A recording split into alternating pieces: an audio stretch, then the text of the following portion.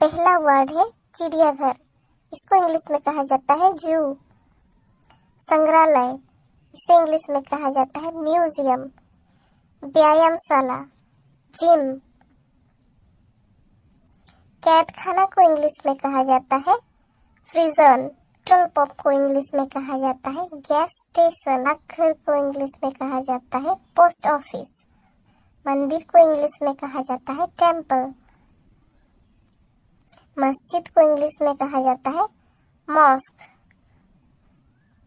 थाना को इंग्लिश में कहा जाता है पुलिस स्टेशन। कचहरी को इंग्लिश में कहा जाता है कोर्ट। गिरजाघर को इंग्लिश में कहा जाता है चर्च। विद्यालय को इंग्लिश में कहा जाता है स्कूल। कारखाना को इंग्लिश में कहा जाता है फैक्ट्री। सिनेमा घर को इंग्लिश में कहा जाता है मूवी थिएटर। अस्पताल को इंग्लिश में कहा जाता है हॉस्पिटल।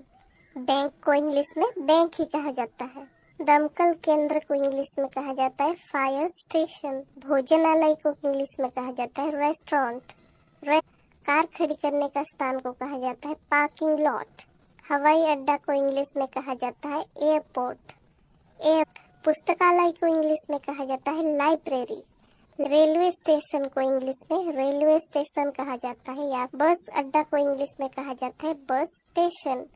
अनाथालय को इंग्लिश में कहा जाता है ऑर्फनेज। होटल को इंग्लिश में होटल ही कहा जाता है।